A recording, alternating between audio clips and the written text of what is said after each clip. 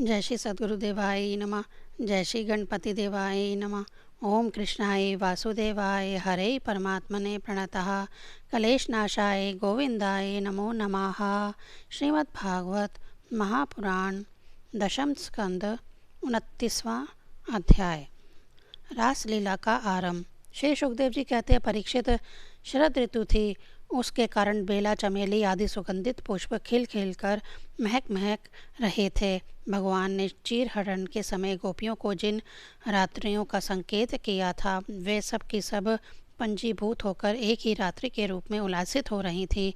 भगवान ने उन्हें देखकर दिव्य बनाया। गोपियां तो चाहती ही थी, अब भगवान ने भी अपनी आचैतन्य महाशक्ति योग माया के सहारे उन्हें निमित्त बनाकर रसमयी रास क्रीड़ा करने का संकल्प किया। आमना होने पर भी उन्होंने अपने प्रेमियों की इच्छा पूर्ण करने के लिए मन स्वीकार किया। भगवान के संकल्प करते ही चंद्रदेव ने प्राची दशा के मुखमंडल पर अपने शीतल किरण रूपी कर कमलों से लालिमा की रोली केशर मल दी, जैसे बहुत दिनों के बाद अपनी प्राण प्रिया पत्नी के पास आकर उसके प्रियतम पति ने उसे आनंदित करने के लिए ऐसा किया हो। इस प्रकार चंद्रदेव ने उदय होकर न केवल पूर्व दिशा का प्रियत संसार के समस्त चर अचर प्राणियों का संताप, जो दिन में शरदकालीन प्रखर सूर्य रश्मियों के कारण बढ़ गया था, दूर कर दिया। उस दिन चंद्रदेव का मंडल अखंड था। पूर्णिमा की रात्रि थी। वह नूतन किशोर के समान लाल हो रहे थे। कुछ संकोच मिश्रित अभिलाषा से युक्त जान पड़ते थे। उनका मुखमंडल लक्ष्मी जी के समान मालूम हो रहा था। उनकी कोमल किरणों से सारा वन अनुराग के रंग में रंग गया था। वन के कोने कोने में उन्होंने अपनी चांदनी के द्वारा अमृत का समुंदर उड़ेल दिया था। भगवान श्री कृष्ण ने अपने दिव्य उज्ज्वल रस के उद्दीपन को पूरी सामग्री उन्हें और उस वन को देखकर अपनी बांसुरी पर ब्रज सुंदरियों के मन को हरण करने वाली काम बीज क्लिंग की अस्पष्ट और मधुर तान छेड़ी। भगवान का वह वंशी वादन भगवान के प्रेम को, उनके मिलन की लालसा को अत्यंत उकसाने वाला, बढ़ाने वाला था। यूं तो श्याम सुंदर ने पहले से ही गोपियों के मन को अपने वश में कर रखा था। अब तो उनके मन की सारी वस्तुएं भय, संकोच, धैर्य, मर्यादा आदि की वृत्तियां भी छीन ली। बंशी ध्वनि सुनते ही उनकी विचित्र गति हो गई। जिन्होंने एक साथ साधना की थी श्री कृष्ण को पति रूप में प्राप्त करने के लिए, वह गोपियां भी एक दूसरे को सूचना न देकर, यहाँ तक कि एक दूसरे से अपनी चेष्टाओं को छिपा कर जहाँ वे थे वहाँ के लिए चल पड़ी। परीक्षित, वह इतने वेग से चली थी कि उनके कानों के कुंडल झोंके कहा रहे थे। वंशी ध्वनि सुनकर जो गोपियां दूध धो रही थी, वह अत्यंत उत्सुकतावश दूध धोना छोड़कर चल पड़ी।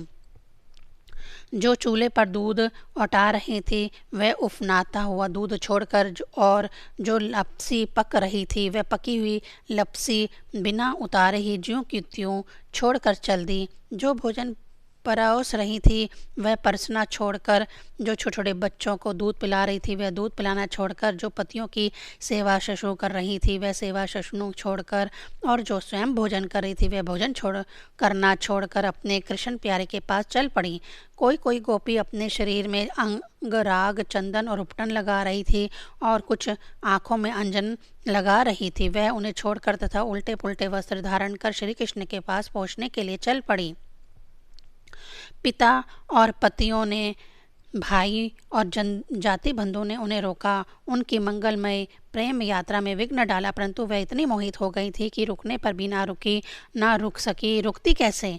विश्व विमोहन श्री कृष्ण ने उनके प्राण, मन और आत्मा सब कुछ का अपहरण जो कर लिया था। परीक्षित, उस समय कुछ गोपियां घरों के भीतर थी। उन्हें बाहर निकलने का मार्ग ही ना मिला। तब उन्होंने अपने नेत्र मूंद लिए और बड़ी तन्मयता से श्री कृष्ण के सौंदर्य, माधुर्य और लीलाओं का ध्यान करने लगी। परीक्षित, अपने परम प्रियतम श्री कृष्ण के असहाय विरह की तीव्र वेदना से उनके हृदय में इतनी व्यथा, इतनी जलन हुई कि उनमें से जो कुछ अशुभ संस्कारों का लेश मात्र अवशेष था वह भस्म हो गया। इसके बाद तुरंत ही ध्यान लग गया। ध्यान में उनके सामने भगवान श्री कृष्ण प्रकट हुए। उन्होंने मन ही मन बड़े प्रेम से, बड़े आवेग से उनका आलिंगन किया। उस समय उन्हें इतना सुख, इतनी शांति मिली कि उनके सब के सब पुण्य के संस्कार एक साथ ही क्षीण हो गए। परीक्षित, यद्यपि उनका उस समय श्री कृष्ण के प्रति जार भाव भी था, तथापि कहीं सत्य वस्तु की अभाव की अपेक्षा रखती ही थी। उन्होंने जिनका आलिंगन किया, चाहे किसी भी भाव से किया हुआ, वह स्वयं परमात्मा ही तो थे। इसलिए उन्होंने पाप और पुण्य रूप कर्म के परिणाम से बने हुए गुणमय शरीर का परित्याग कर दिया। भगवान की लीला में सम्मिलित होने के योग्य दिव्य अपरकृत शरीर प्राप्त कर लिया। इस शरीर से भोगे जाने वाले कर्म बंधन तो भगवान ध्यान के समय ही छिन्न भिन्न हो चुके थे। राजा परीक्षित ने पूछा, भगवान, गोपियां तो भगवान श्री कृष्ण को केवल अपना परम प्रियतम ही मानती थी, उनमें भ्रम भाव नहीं था। इस प्रकार उनकी दृष्टि प्राकृत गुणों में ही आसक्त दिखती है। ऐसी स्थिति में उनके लिए गुणों के प्रभाव रूप इस संसार की निवृत्ति कैसे संभव हुई? श्री सुखदेव जी ने कहा, परीक्षित, मैं तुमसे पहले ही कह चुका हूँ कि चेदीराज शिशुपाल भगवान के प्रति द्वेष भाव रखने पर भी अपने प्राकृत शरीर को छोड़कर अप्राकृत शरीर से ही उनका पार्षद हो गया। ऐसी स्थिति में जो समस्त प्राकृतिक और उनके गुणों से अतीत भगवान श्री कृष्ण की प्यारी हैं और उनसे अनन्य प्रेम करती हैं, वे गोपियाँ उन्हें प्राप्त हो जाएं, इनमें कौन सी आश्चर्य की बात है? परीक्षित, वास्तव में भगवान प्राकृतिक संबंधी वृद्धि, विनाश, प्रमाण, अप्रमेय और गुणी भाव से रहित हैं।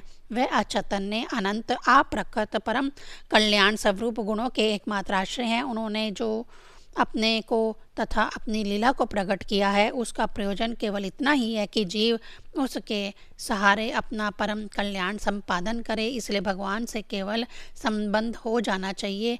वह संबंध चाहे जैसा हो, काम का हो, क्रोध का हो या भय का हो, स्नेह, नातेदारी या सौहार्द का हो, चाहे जिस भाव से भगवान में नित्य निरंतर अपनी वृत्तियां जोड़ दी जाएं, वे भगवान से ही जुड़ती हैं।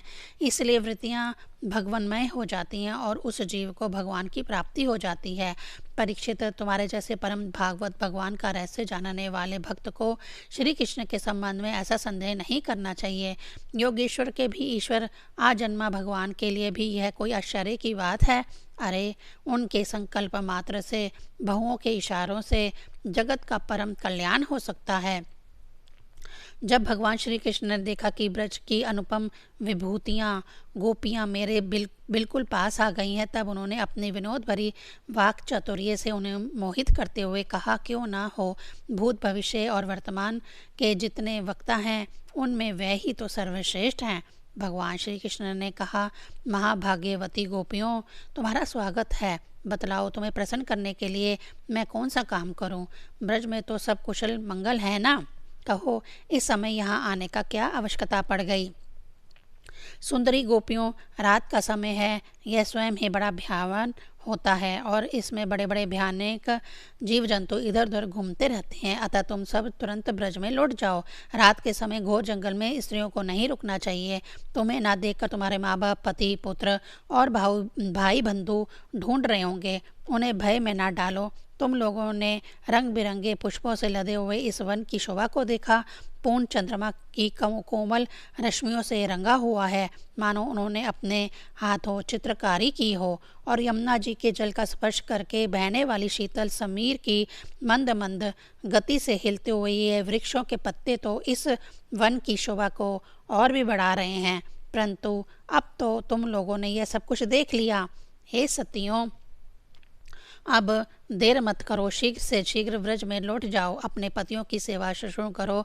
देखो, तुम्हारे घर के नन्हे नन्हे बच्चे और गऊओं के बछड़े रो रंभा रहे हैं, उन्हें दूध पिलाओ, गऊएं दोहो। अथवा यदि मेरे प्रेम से परवश होकर तुम लोग यहाँ आई हो तो इसमें कोई अनुचित बात नहीं हुई।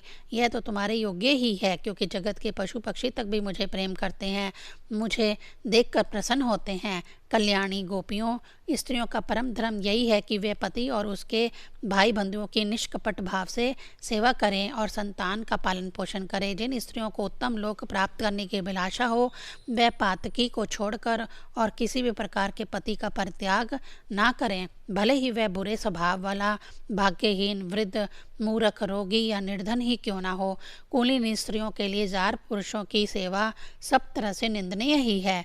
इससे उनका परलोक बिगड़ता है, स्वर्ग नहीं मिलता, इस लोक में अपयश होता है। यह कुकर्म स्वयं तो अत्यंत तुच्छ क्षणिक ही है, इसमें प्रत्यक्ष वर्तमान में भी कष्ट ही कष्ट है। मोक्ष आदि की तो बात ही कौन करे, यह साक्षात परम भय नरक आदि का हेतु है।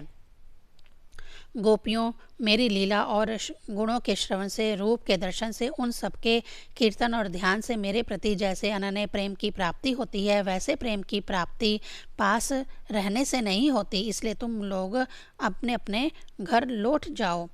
श्री सुखदेव जी कहते हैं, परीक्षित, भगवान श्री कृष्ण का यह अप्रिय भाषण सुनकर गोपियाँ उदास खिन्न हो गईं। उनकी आशा टूट गई।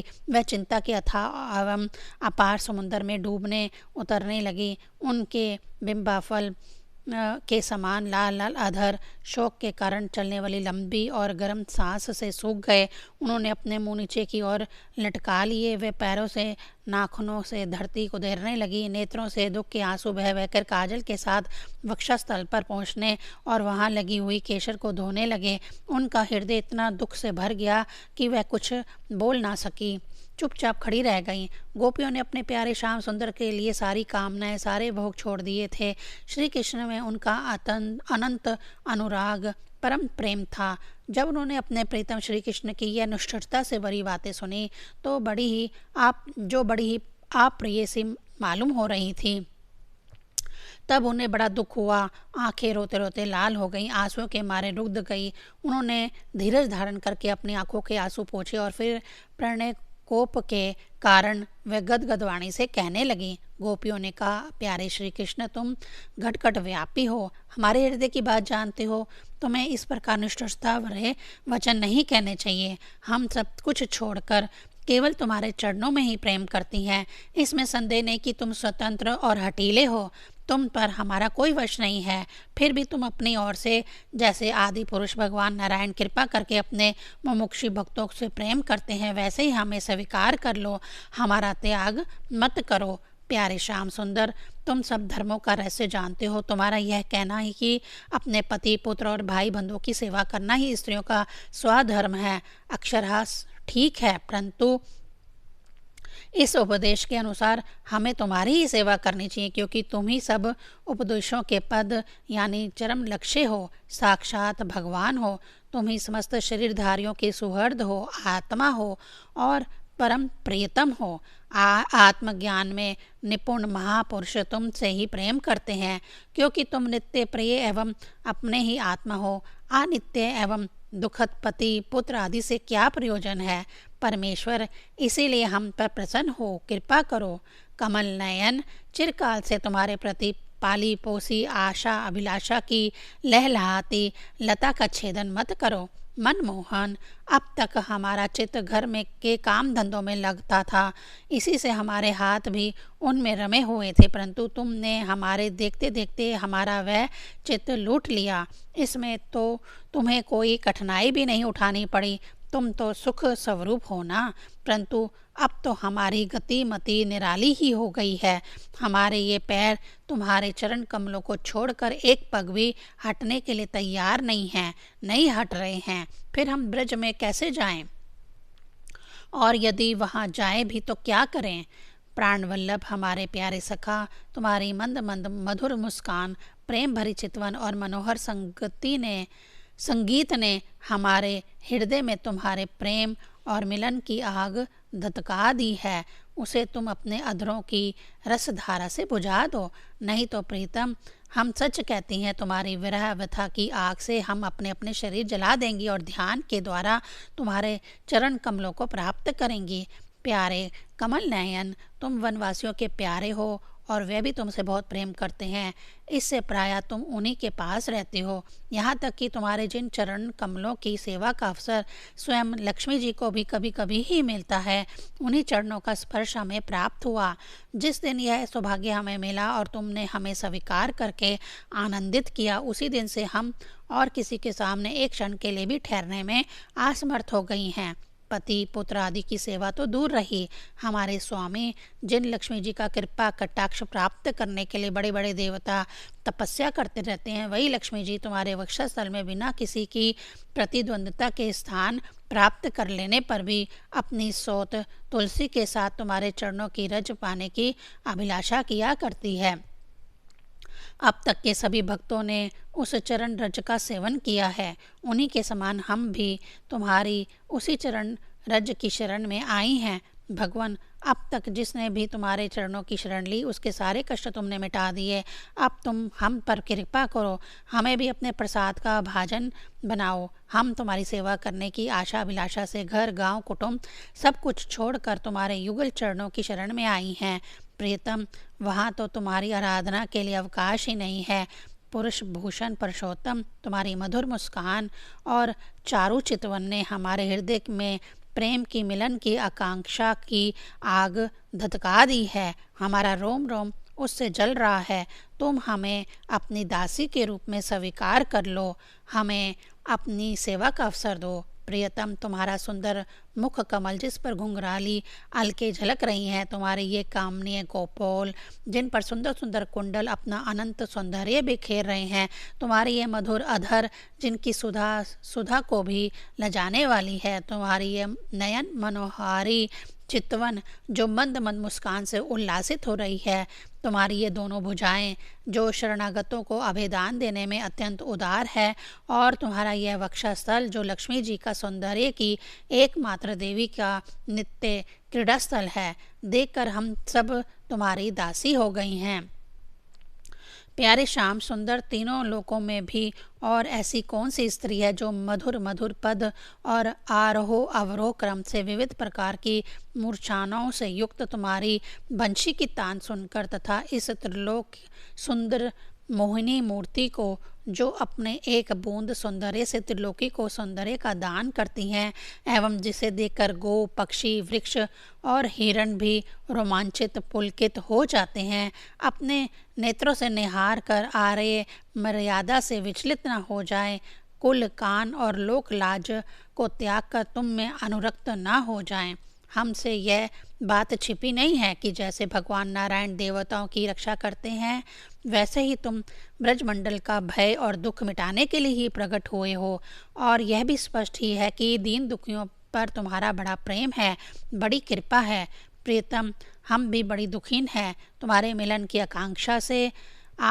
आकांक्षा की आग से हमारा वक्षस्थल जल रहा है। तुम अपनी इन दासियों के वक्षस्थल और सिर पर अपने कोमल कर कमल रख कर इन्हें अपना लो, हमें जीवन दान दो। श्री सुखदेव जी कहते हैं, परीक्षित, भगवान श्री कृष्ण सनक आदि योगियों और शिव आदि योगेश्वर के भी ईश्वर हैं।